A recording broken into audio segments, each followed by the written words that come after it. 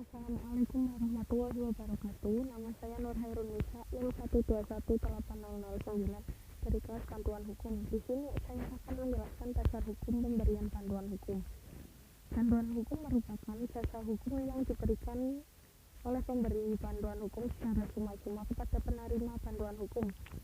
Tujuan diselenggarakan bantuan hukum ini tercantum dalam pasal 3 Undang-Undang Nomor 16 Tahun 2011 tentang bantuan hukum. Yang pertama, menjamin dan memenuhi hak bagi penerima bantuan hukum untuk mendapat akses keadilan. Yang kedua, mewujudkan hak konstitusional yang mana kedudukannya sama di depan hukum. Yang ketiga, menjamin kepastian penyelenggaraan bantuan hukum yang merata. Yang keempat, mewujudkan peradilan yang efektif, efisiensi, dan dapat dipertanggungjawabkan. Kemudian yang kedua adalah prosedur untuk pengajuan bantuan hukum. Terdapat dua istilah yang terkait dengan bantuan hukum. Yang pertama, legal aid. Pengertian bantuan hukum yang diartikan dengan arti sempit, yaitu pemberian jasa-jasa di bidang hukum kepada seseorang yang terlibat dalam suatu perkara secara cuma-cuma, khususnya bagi mereka yang tidak mampu. Kemudian yang kedua, legal assistance.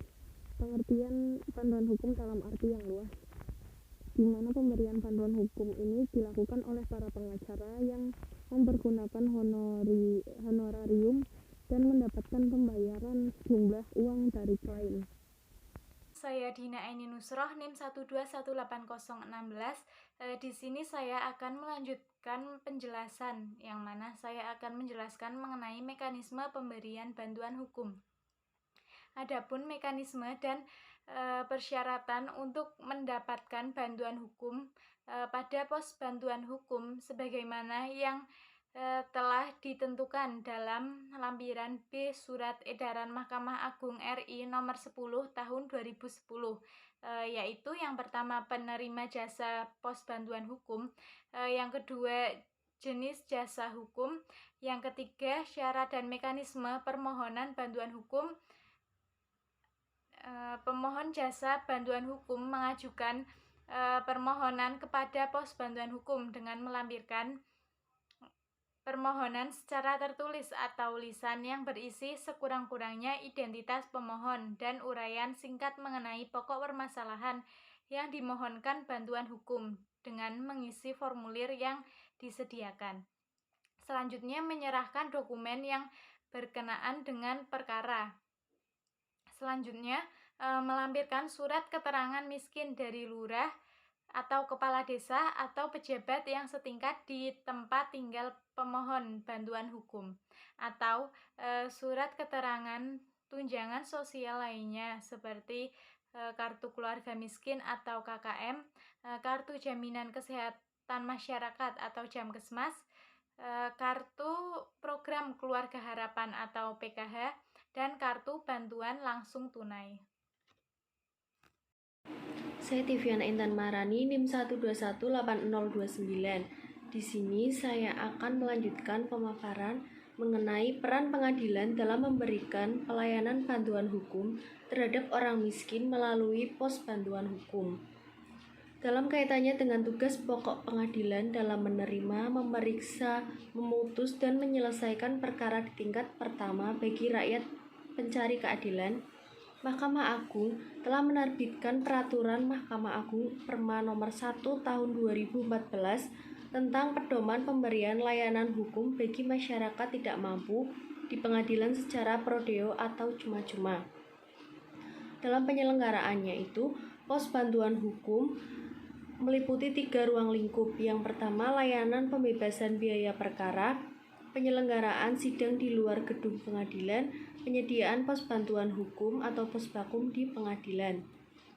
Yang selanjutnya, apabila permohonan dikabulkan, maka panitera atau sekretaris selaku KPA membuat surat keputusan untuk membebankan biaya perkara kepada anggaran negara dengan menyebutkan besaran anggaran yang dibebankan kepada negara.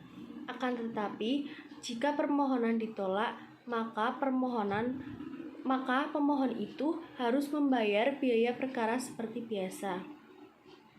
Nah, dalam SEMA nomor 1 tahun 2014 ini merupakan perubahan SEMA nomor 14 tahun 2010 yang juga mengharuskan setiap permohonan kasasi dan peninjauan kembali terhadap perkara perdata khusus, perdata agama, tata usaha, pajak, pidana, pidana khusus, pidana militer harus menyertakan dokumen elektronik. Nah, dokumen elektronik yang dimaksud misalnya untuk permohonan kasasi itu meliputi relasi pemberitahuan putusan banding, akte permohonan kasasi, tanda terima memori kasasi, putusan pengadilan tingkat pertama, putusan pengadilan tingkat banding.